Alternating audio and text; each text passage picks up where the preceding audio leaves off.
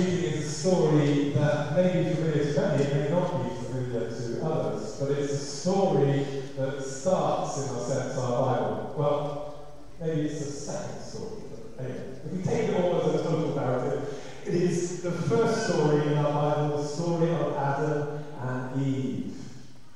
And any of you who have children, more than one child, will recognise a part of this story. Think of it where God comes and says to Adam, why are you hiding from me? And he says, did you eat from the tree of knowledge?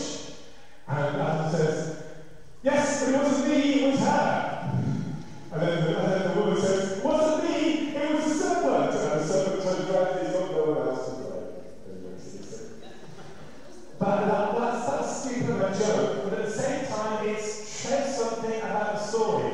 This story is often framed as being the story of the fall of humanity. It's a mythological story which tells us why we struggle in the world. And we struggle in the world because we have become separated from God. God's original vision, the story seeks to tell us, was to be in God's company, in God's presence, in the idyllic garden of Eden, where everything is lush and grows and everything, but at the same time, humanity is not really conscious of itself. And in a sense, is not really fully conscious of who God is. And the woman takes initiative to eat from the tree of knowledge. And they are awakened to themselves and have consciousness. So yes, it's true to talk about this as a fall, but not true, I don't think, as some Christian traditions say, that this is about total depravity. No, it is a fall from the grace of the ideal of the garden and total kind of embrace of God's love. And if we read on in the story, what happens is God clothes Adam and Eve. And God is, in a sense, mourning the loss of pushing them out. As a mother and father often mourn the loss of seeing a child go off into the world. And we go on the journey of life. That's what the Genesis story is telling us. It's telling us that we go on the journey of life with consciousness, with a knowledge as we grow up of good and evil.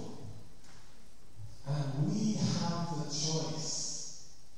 We have the choice to choose.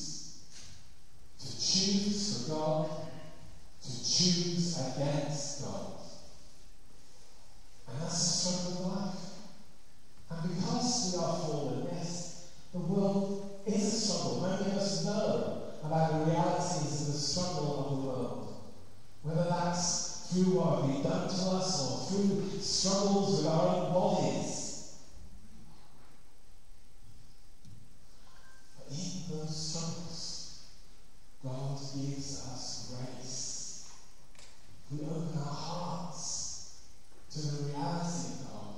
We receive the grace in which we can surmount those struggles and walk with them in a fresh way. One person said, did they fall or were they pushed? Did they fall or were they pushed? By the story of Adam and Eve. And it's a story of stepping out. In a sense, being forced out. By their own actions, being forced out into a world of choice and struggle. And that's what the journey is about. That's what the Christian journey is about. And that's what baptism is about. Because baptism is about reconnecting us with that truth that we are of God. And that there is a sense in which we are this close to the divine reality. That things can get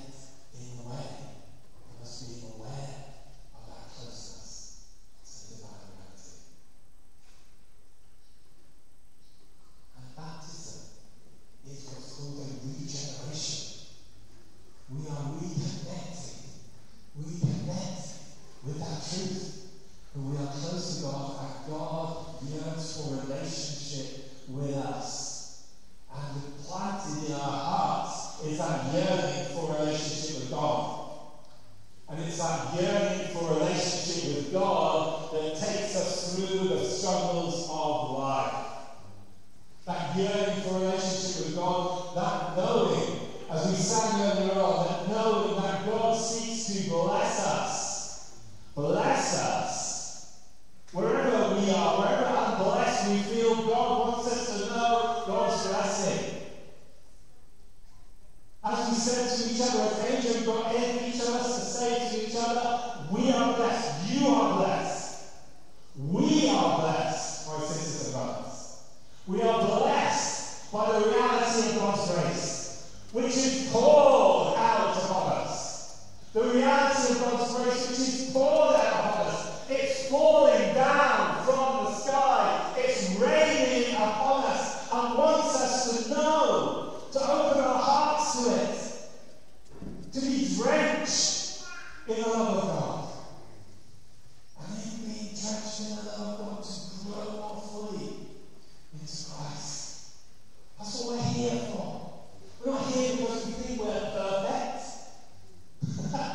I would be standing here if that was the case. I'd be going, boop! You'd just be a bit Old Testament to us, so I'd be struck down. You know, I was standing here claiming to be perfect. We're not here because we think that way. We're here because we really need God's grace. We're here because we know we need God's love to face the challenges of life and also to seek forgiveness. To face the challenges, to know that we are called blessed, but also to know that we are forgiven.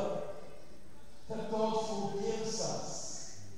Seeks to pick us up, dust us down, and just as he did in the story of Adam and Eve, to surround us with clothing, to reclothe us and send us back out into the world.